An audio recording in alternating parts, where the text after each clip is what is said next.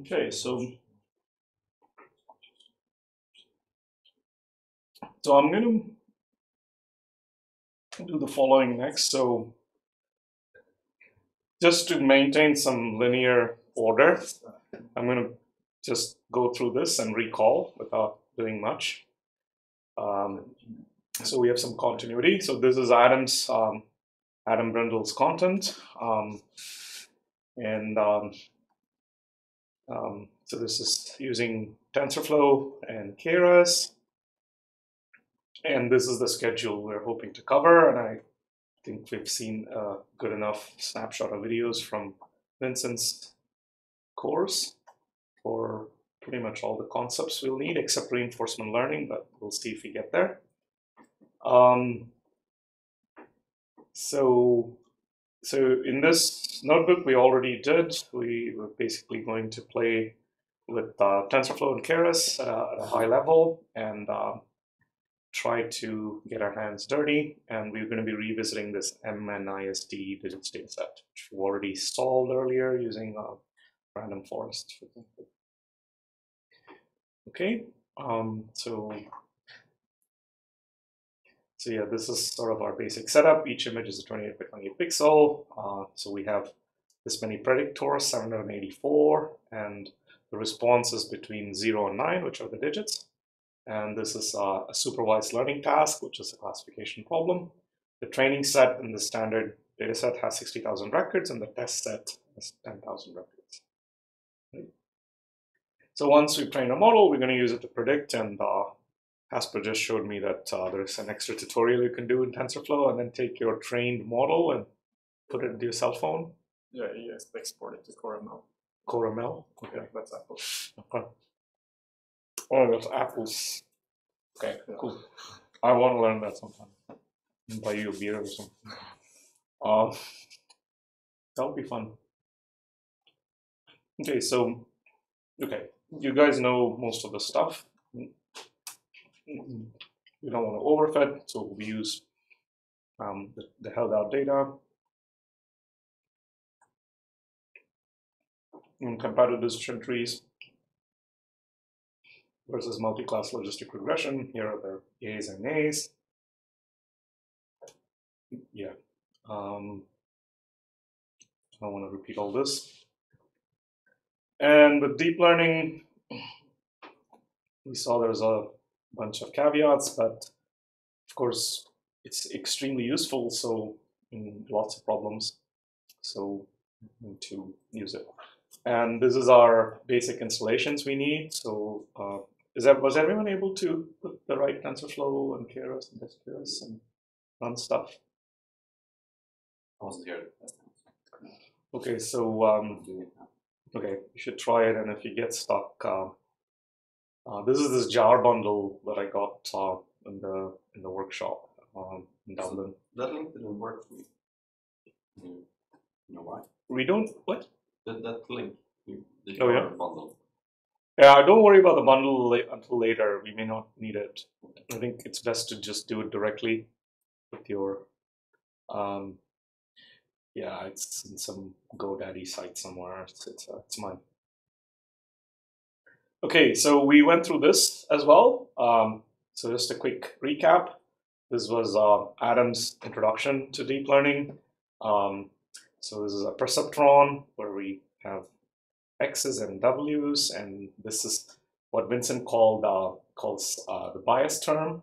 Is W0 is Vincent's B. Okay. So we saw this, and formally this is what it is. It's a function that essentially takes input 1, x1, x2 up through xn with parameters w0 through wn, and outputs just 1 or 0 depending on which side of the hyperplane the point lies. So that's all the details. Then formally, what we are after is a random mapping called the estimator that goes from Rn plus 1 cross 0, 1 to the k training points. It gives us this model, and the model itself is a mapping with learned weights, it'll take input data and give us whether it's 0 or 1.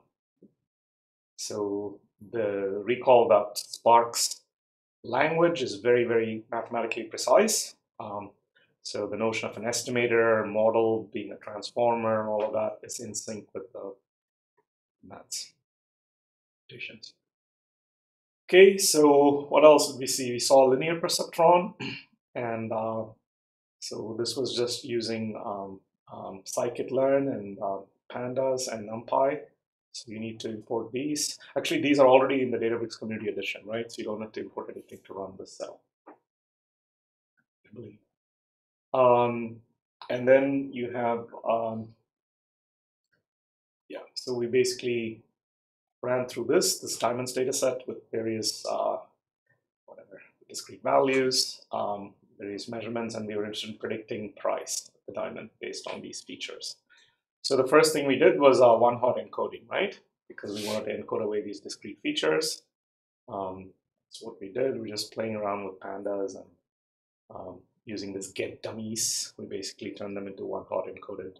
So everything is into the metric space, into the Euclidean space of real numbers or floating point numbers.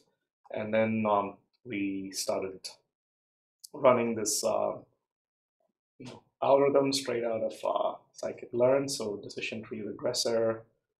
We split it into training and test sets for both on the X and Y side, and then we just fit a decision tree, and then we found that the root mean square error is 726. Okay.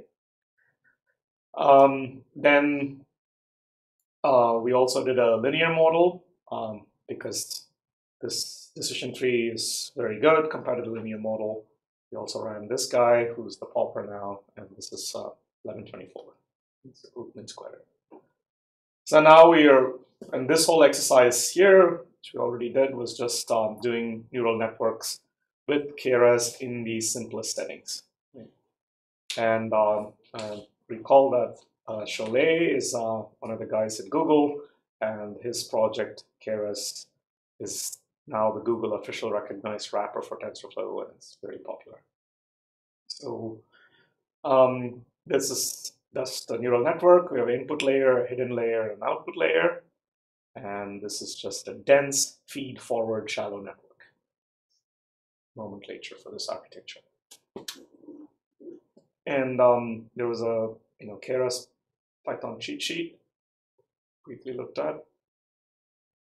And what we did with this was simply import the sequential method and the dense method. So dense is the sort of all-to-all fully connected architecture.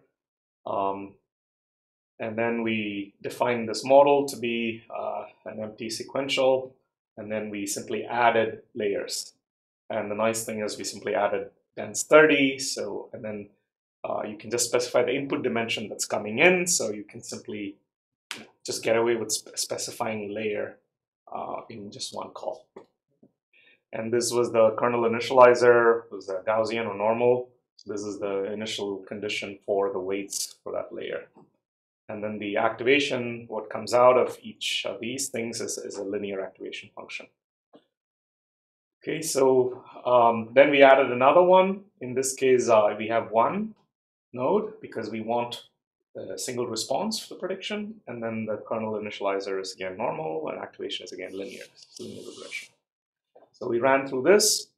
After we compile the model with mean square error loss, optimizer is this variant of stochastic gradient descent that uses some momentum information, and minimizing the mean square error. Right? And we stored the things in the history so we can see what's going on, and then we simply got the scores and printed them. So at the end of this, so I think I ran all of this. We ran all of this. Yeah, so we have 3800 is our root mean square error. So this is much worse or much better than linear regression straight up from scikit-learn. What was that number? 1000-ish, right? 1124. So, okay. And then, of course, deep learning sucks. So, okay, so what's really going on under the hood is we have like 841 total parameters and 841 trainable parameters, right? That's a lot. So, so we have to, maybe do something else. So the standard deviation is quite bad. Not much is learned with the vanilla run.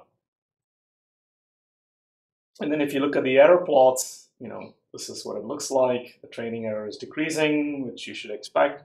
The validation error decreases to a point and kind of doesn't improve much. So if you do a long running training, this will take actually quite a few minutes. And I stopped it last several times. This time the run version is there. So it'll take a few minutes to converge to the same performance we got, and all I'm doing is just increasing the epochs. So this thing ran, and it produced a root mean square. It's a little better, 1218 to 1212, which is closer to 11 something, right? It's close to linear regression, but still bad. Ow, a lot. There we go, right? And so now training with gradient descent. You already saw Vincent's video. So the learning rate is the key. There's a lot of art to this, and we want to do this in batches, right? And we also saw the whole idea behind backpropagation as the main trick to be able to compute in a distributed way the gradients that we need for the local optimization routine.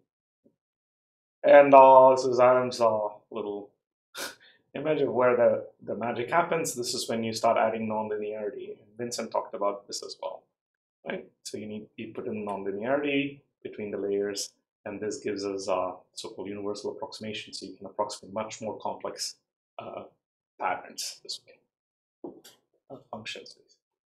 So where does the nonlinearity fit in? So this is our basic type of nonlinearity, which is called also the activation function, the logistic sigmoid. So the idea now is if you put these things in, remember these guys don't have any parameters. And Vincent mentioned this very, very briefly in the video as well, right? A lot of the activation functions are parameter free, right? ReLU is also parameter free, right? So this is once again doing this now. So what all we did is just turn this, the inner layers activation from linear to sigmoid. That's the only difference. And we did this, and we noticed that what happened? Oh, I think this is the run I didn't finish last time. Did anyone run this? It took 17.74 minutes. Okay, yeah. So now we're getting to 3963, which is not very good either. So we've changed the activation in the hidden layer to sigmoid, but and we're running 2000 training epochs. It's taking a very, very long time to converge, but we have other problems with the gradient itself, right?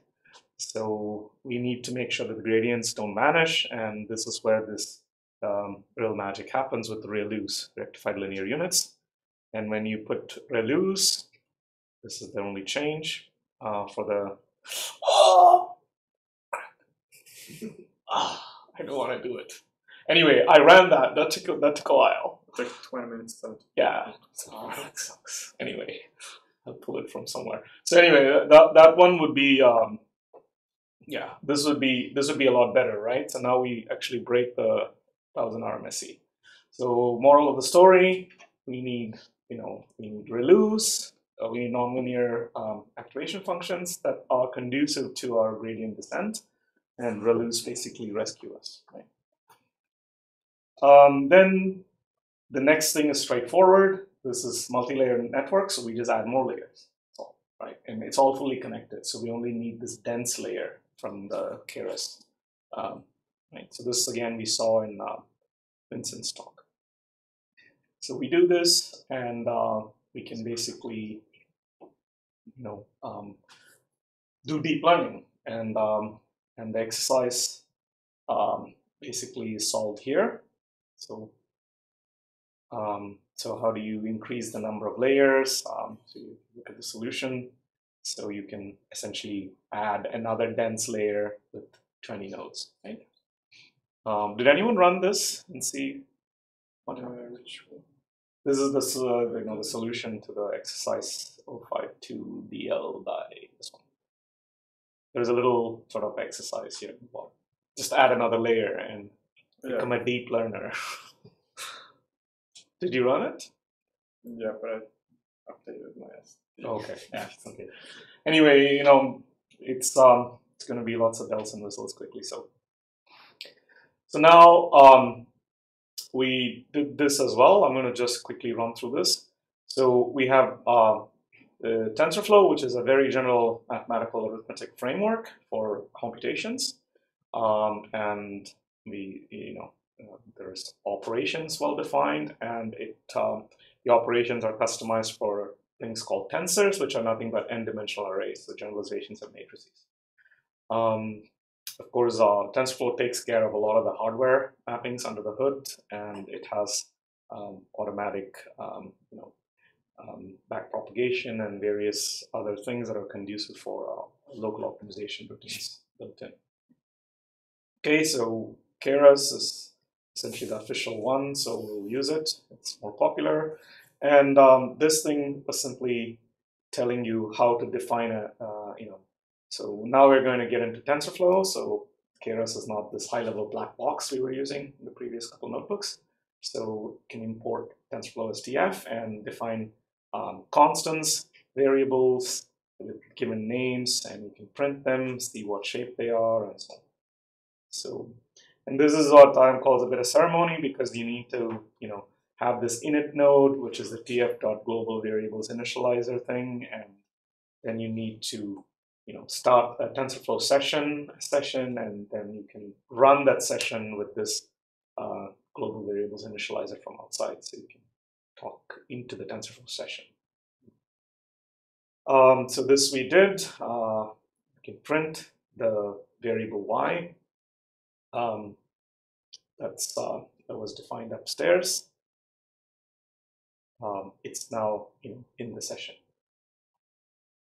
So it's 150.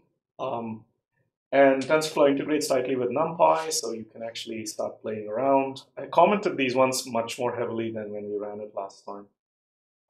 So this is the sort of normal pseudo random samples with location 10 and standard deviation 2. This is a NP-NumPy call, and then you can specify the 3x3 matrix. So we're pulling out normals located at 10 with their standard deviation 2. So what can we do with this? Data. We can, once again, this is very important. We want to reset default graph, df.reset default graph, because if we played around with it, you need to, if you're going to play another game, you have to clear the house.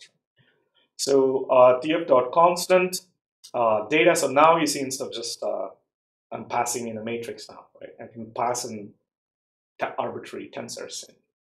I'm calling this data thing made up as x, as my TensorFlow constant. And then this thing, I'm going to call it y, just multiplication by 10, and it's a variable. And once again, if I have my global variables initializer as init node, I can start my session, run it with the init node, and print y from within the TensorFlow session. And I'm just getting y, which should be this number multiplied by 10, right? So this is how you go from like your NumPy land and outside and jump into TensorFlow session, be able to babble between variables here and there. So we can print this. It'll tell you it's a tensor, what's the shape of the tensor, and so on. Just okay, so we'll often iterate on a calculation. So this is using Python's loop structures and controls. So I'm with tf.session as session, I'm running a pure Python for loop, and all I'm doing is taking my x, my TensorFlow tensor x with shape 3, 3, and adding 1 to it at each. So we just have 1 added to every entry as we run through it. It's important that the Python loop structures are going to bite you really hard when you work on large data. So it's just for illustration. There are other ways of dealing with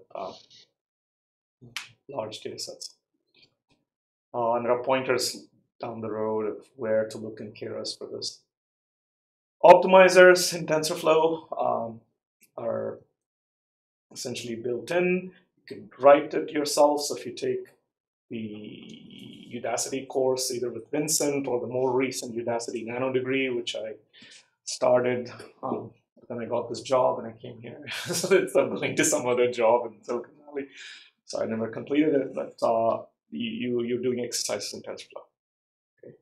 So you will really want to do that kind of, if you're going to help someone improve their, what do you call them, autonomous driving cars, specializing on looking at traffic signs in a certain part of Europe or whatever, you need to understand it much more delicately. TensorFlow. Yeah. So those courses are quite good because the exercises will take like literally 7 hours or something every week. So but they're good because you get a lot of training and then you get certification. And supposedly startups headhunt you directly from your scores, right? I don't know. Using TF optimizer to solve problems. So this is what I think I was tired last time at this point, right? Yeah, it's good. So anyway, I marked it down a bit. So this is the problem we're trying to solve, y equals 2x plus 6. And so this is just a simple regression problem Adam is trying to get us into. So there's no noise or anything. He said, let's just see if we can sample a bunch of x's at random, right? So this is what np.random.ran does. It produces uniform 0, 1. And then we'll multiply it by a known term m, which is 2, and a known term b, which is 6. And then we will pretend that we won't tell that information to the machine and let it estimate it. That's what we did. And so this is your simplest estimation problem for a line. So I have my placeholders x and y of type float, and I have my variables m and b initialized to be 1 in the beginning. And these are their names, slope coefficient, intercept. And then I define my model, which is simply a multiplication of x by m plus b. So you need to really use these methods called ops in TensorFlow. And then I'm interested in the error being the square of y minus y model. So y, again, is something I'm going to roll out. Y model will be what my model predicts. And then my train op is basically a gradient descent optimizer with learning rate 0.01, chumpiness. And I'm interested in minimizing this error. This is the quadratic error. So as usual, I have this global variables initializer outside. I pass that into the session run. And now I'm looping through 10 times. And we did this last time. And this essentially, it's only learning one data point at a time, right? And we basically feed it this dictionary of values we just cooked up from just the perturbations. I mean, some random noise from x in the unit interval. And so then we saw that, well, with just 10 points, it learned something, but and if you increase this to 100, it got much better results, right? That was just, asymptotic consistency, basically, right?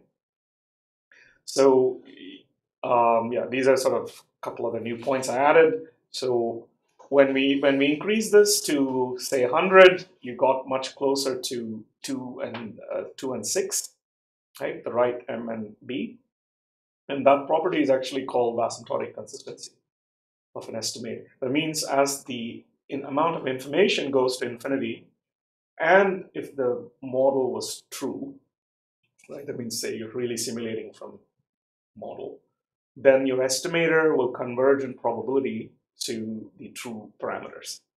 Convergent probability intuitively is just because the estimator is a distribution, right? Or it'll be some random set if it's if you're a frequentist, or a random point if you're a frequentist point estimate.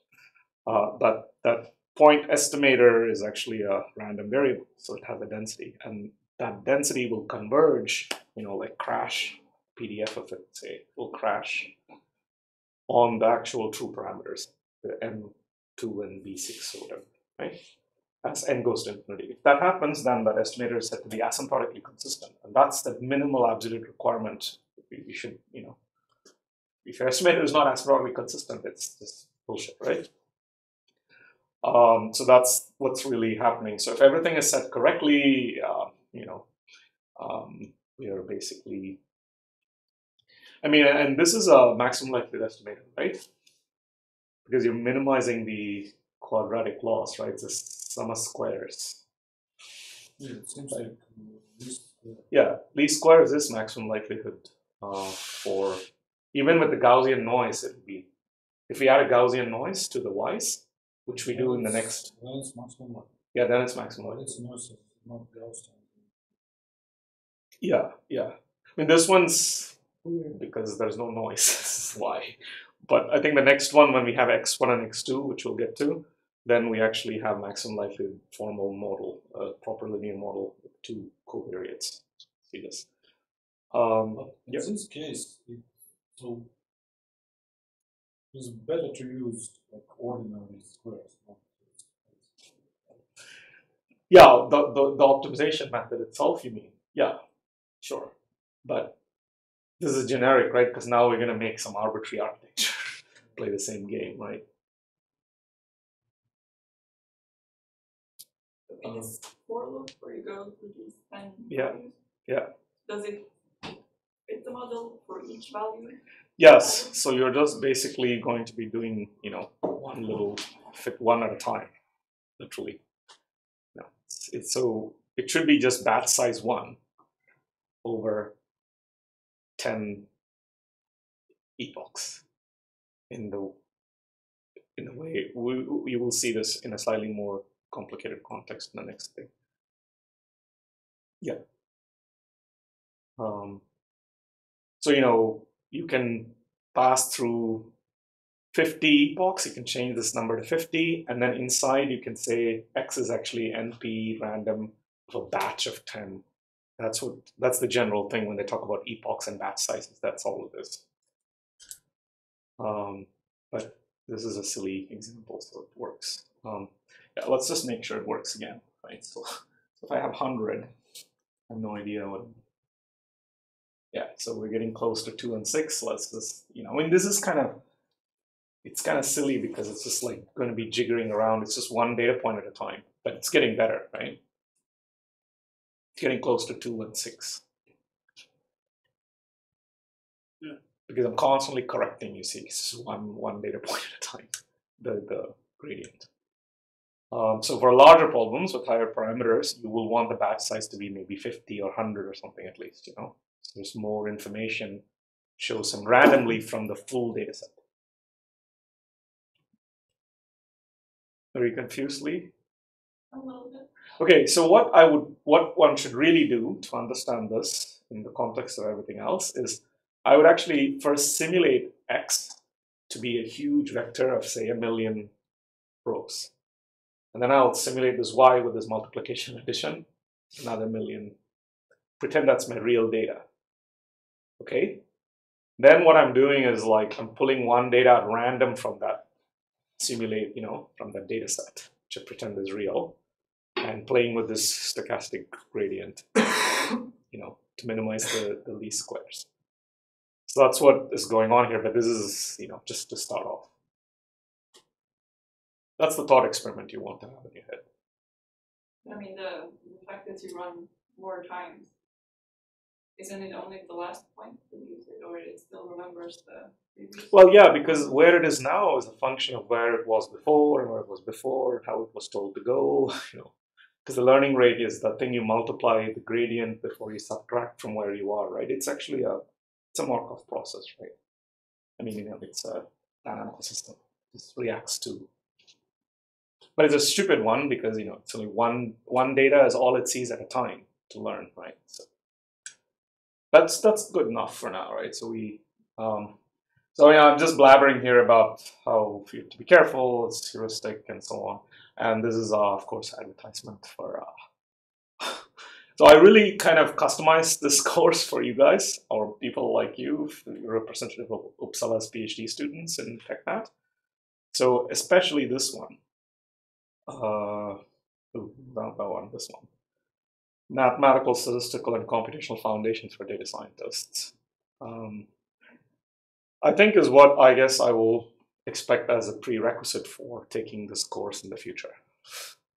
Right, so this should give you the notation in the same format as Kevin Murphy or Tipshirani or all these guys. It's quite convergent notation.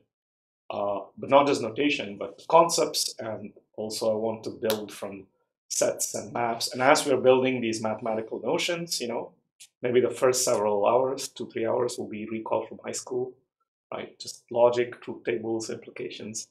But we will immediately implement them all in SageMath and Python as well. So we will immediately see set as a method, the intersection operator as a method. So it'll be like LaTeX and code at the same time. But I think, by the second half of the second day, or maybe even first half of the second day, you will already see the maximum likelihood estimator, like Yevgen understands it. What is this? It's a class of estimators that are well defined and they have asymptotic consistency under certain conditions. And so you should start seeing these things. Then when you read like EM algorithm or like something else, these guys are blabbering about in machine learning in like, say, 6 months from now, you should be able to read it way faster at the formal level, right? Okay, enough advertisement. So anyway, if you're interested, book the dates. And let me know. So these are, please advertise it to your friends as well. I think I'll cap it at 20 students, I think, because I'm the only TA.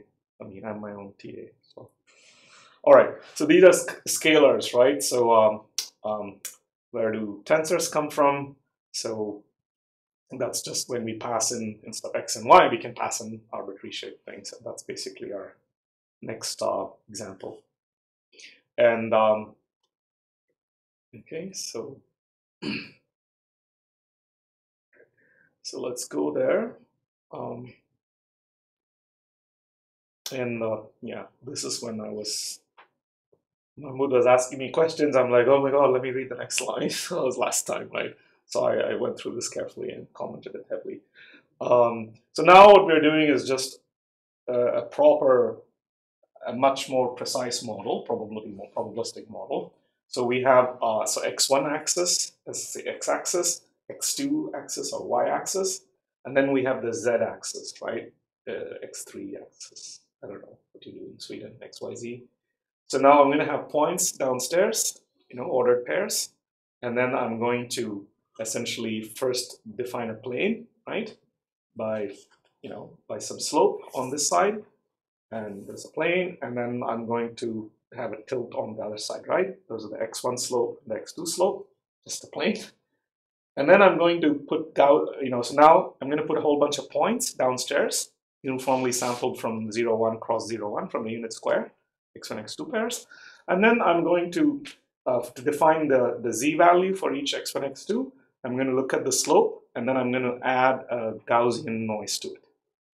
0.2 times standard normal is what Adam does. Okay, that's just classical regression simulation. That's a simulated data for a classical, what is it called, two-factor regression problem.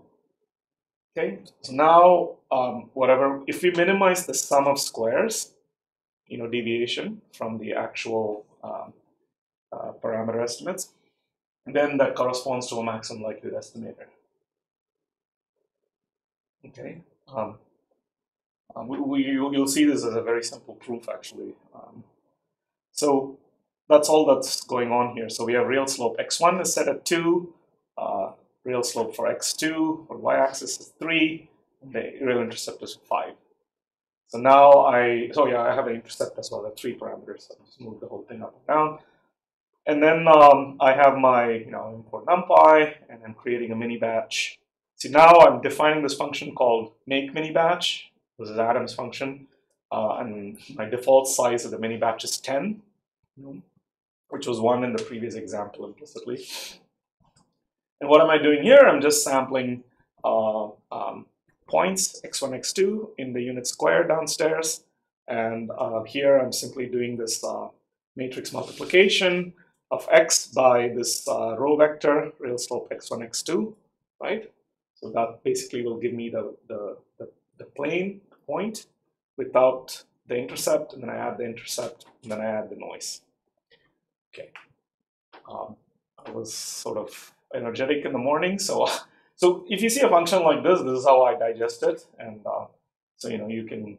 So I'm just defining xex to just see what it is, what this part is. So x example is this, right?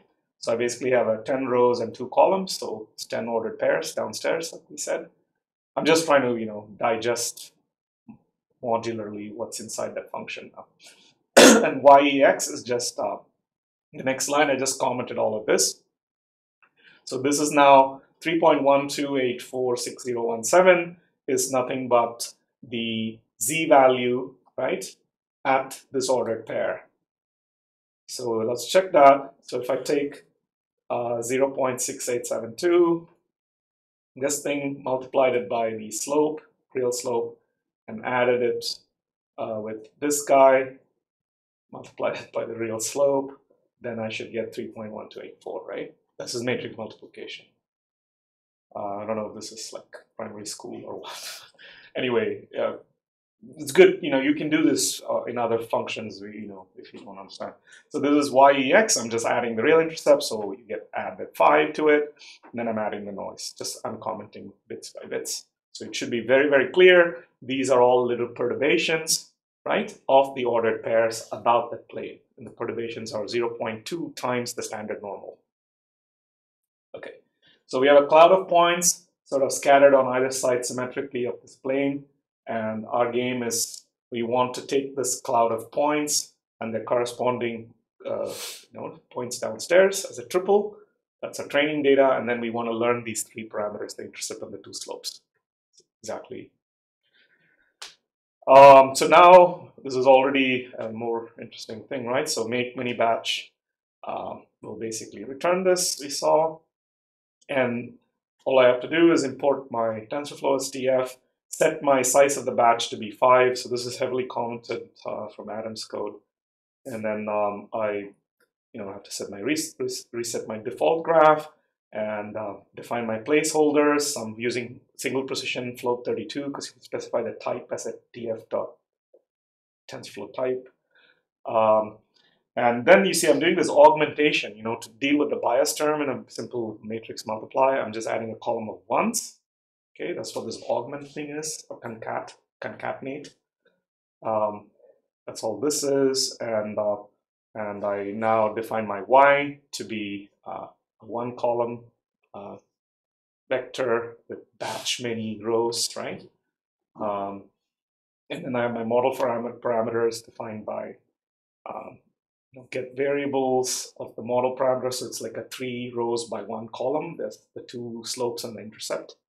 And now my y model is simply defined by 1 matrix multiply, right? X aug with model parameters, augmented x with 1s with the model parameters. Okay, so that's why all the concatenation happened upstairs. Now I define error to be the reduced sum. So I'm using a TensorFlow reduce method with the plus operator to get the addition. And so all of that helps with your gradient calculations, backpropagation downstream. And then I'm squaring y minus y model, and this is the dividing by the batch size, So we get a mean squared error. And then my train op is simply gradient descent optimizer with the learning rate asked to minimize this error. And this is all the same stuff.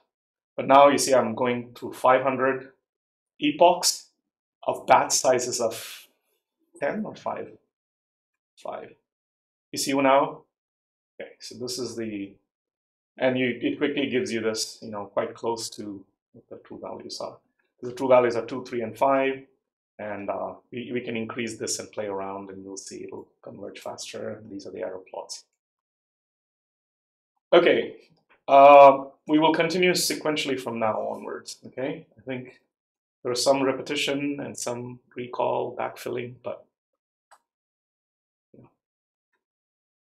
I think whatever we'll cover tomorrow and the next week will make much more sense with its linear sequence.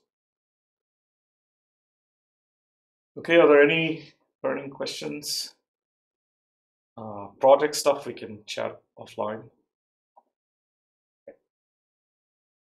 How do you get the keras to work?